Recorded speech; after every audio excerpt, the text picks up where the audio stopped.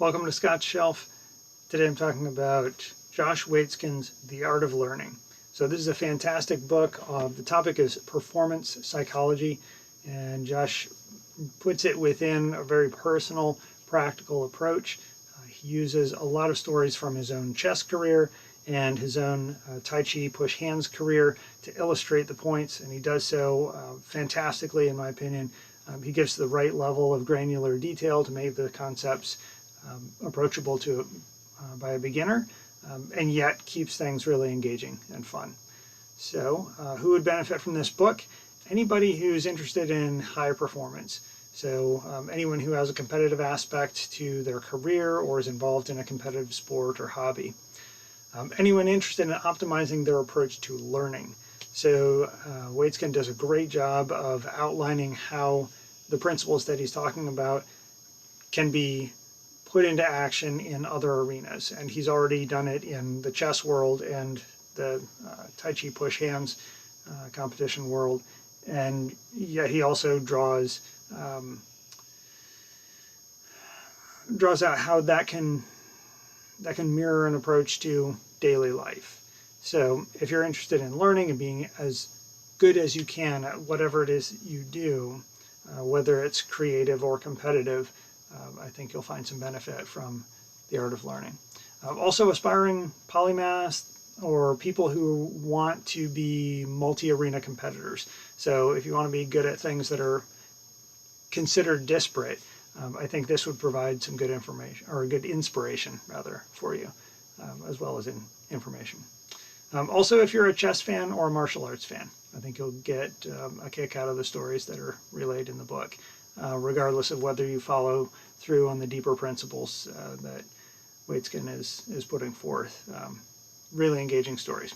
So that's who would benefit from reading The Art of Learning. My takeaways from this book. One is Waitzkin deals really well with polarities, and this is something that's come up in some other reading that I've done recently.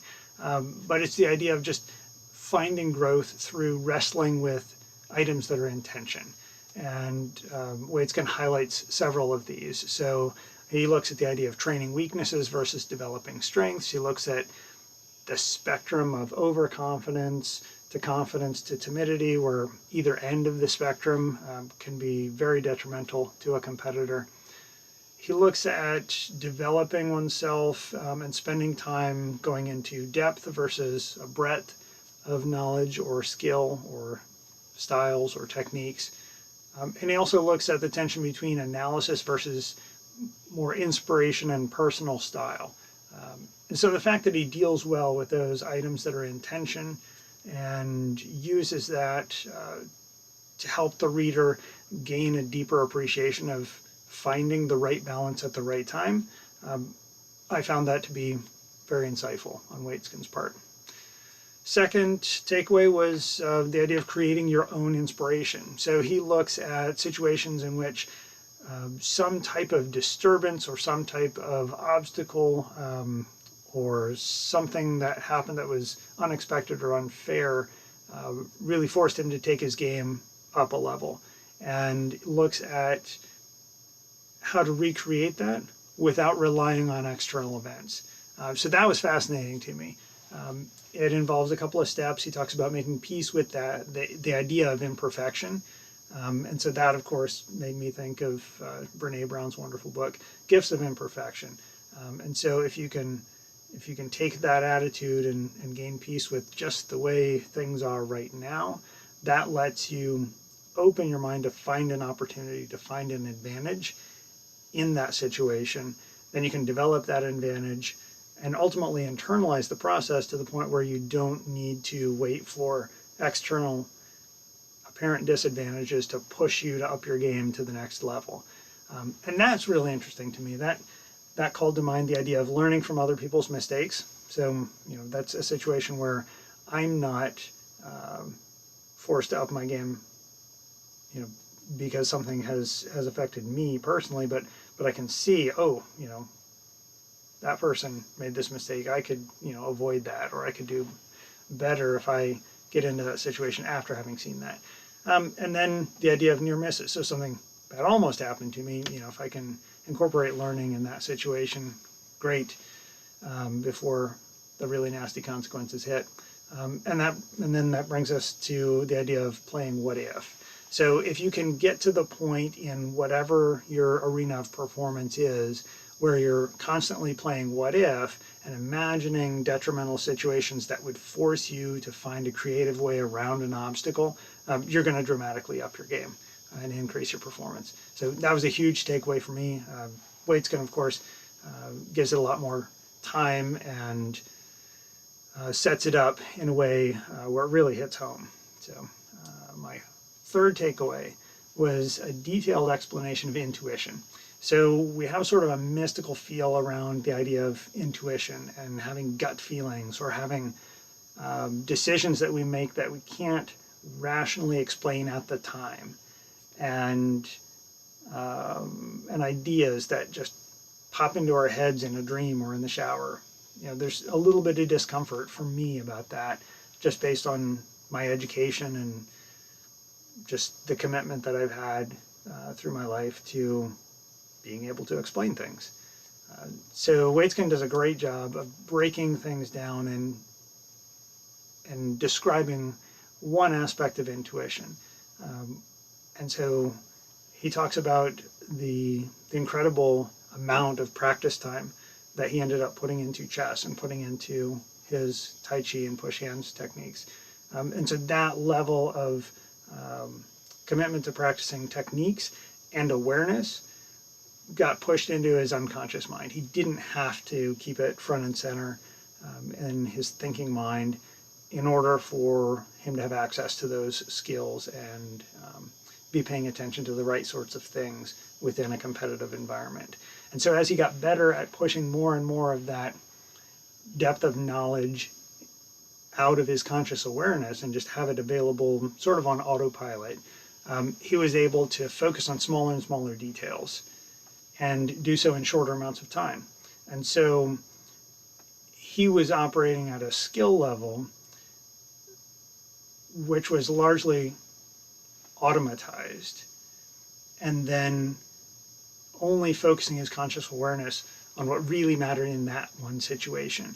And so an outside observer who didn't have the same background of skill work, it would seem somewhat mystical. And so that's sort of the picture he paints of one description of intuition, and then how to leverage that as much as possible through very specific types of practice in order to bring yourself to your potential.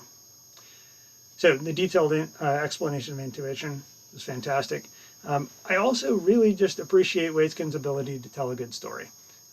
Right, so he sets up these competitive moments, and you really want to know what's going to happen next.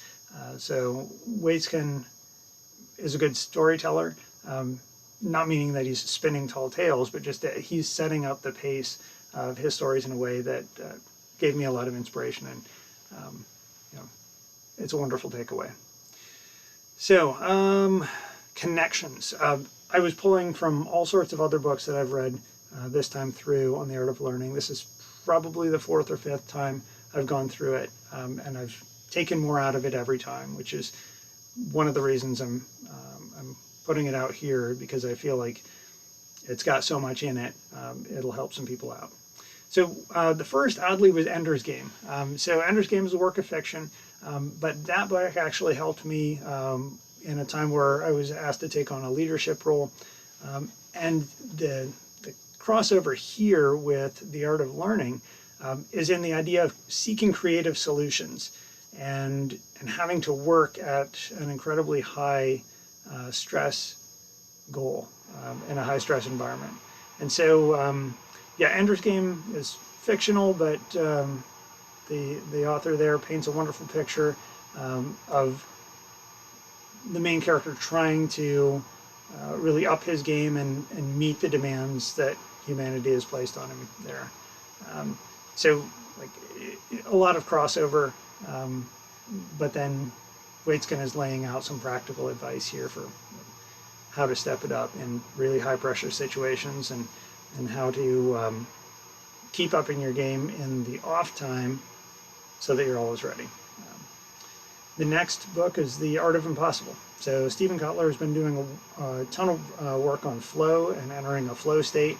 And so, taking your personal performance or your creativity up a couple of notches.